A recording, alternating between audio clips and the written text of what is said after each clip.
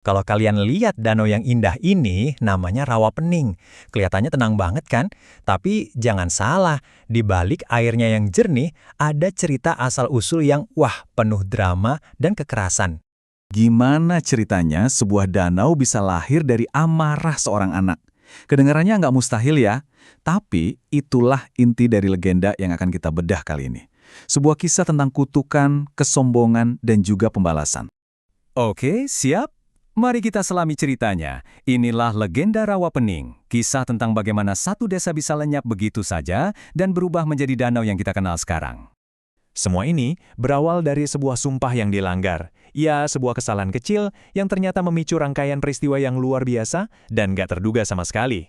Jadi, kisah kita dimulai dengan seorang perempuan bernama Endang Sawitri. Dia ini diutus ayahnya, kepala desa, untuk meminjam sebuah pusaka sakti dari seorang pertapa bernama Ki Hajar Solo Kantara.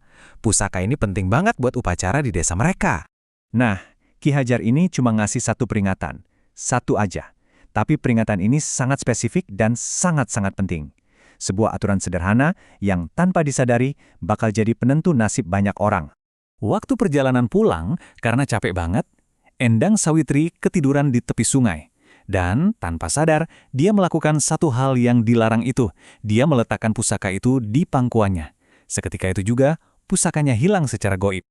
Dan ya, kesalahan kecil itu ternyata punya konsekuensi yang super besar. Sumpah sudah dilanggar dan kutukan sekarang nggak bisa dihindari lagi.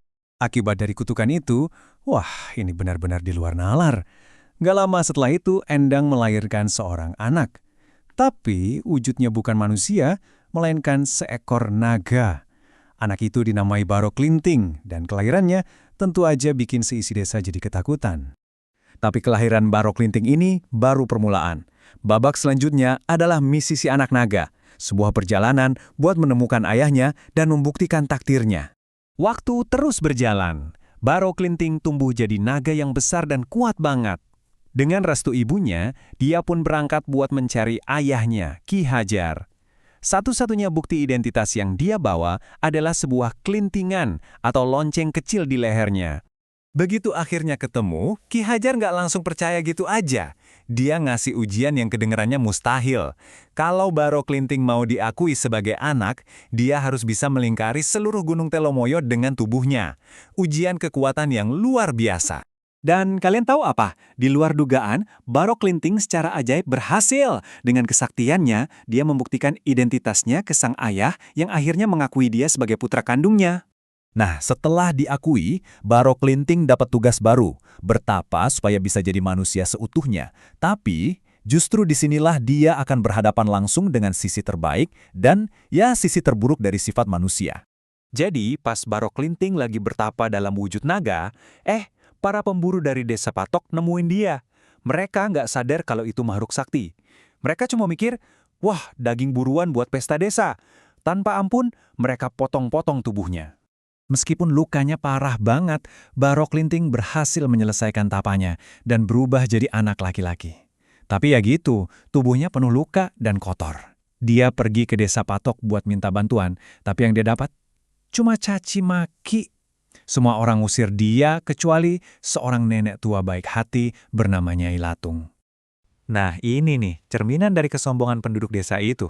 Mereka terlalu sibuk sama pesta mereka, sampai nggak punya sedikit pun rasa kasihan buat anak kecil yang lagi kesusahan.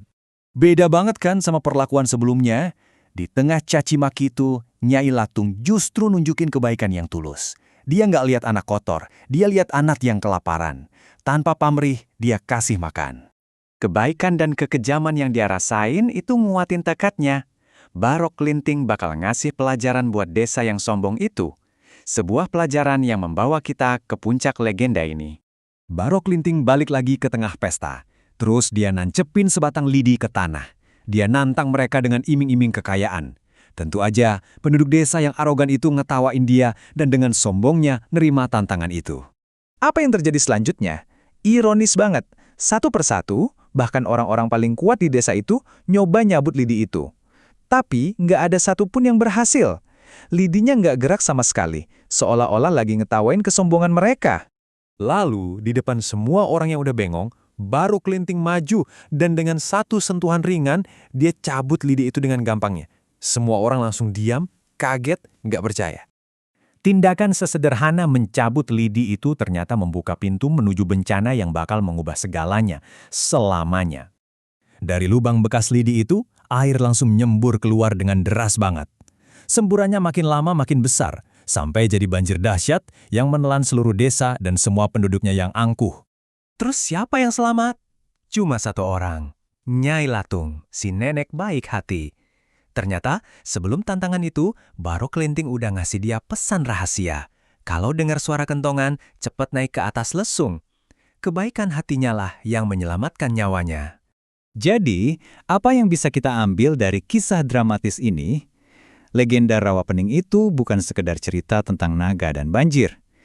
Di dalamnya ada cerminan nilai-nilai yang penting banget.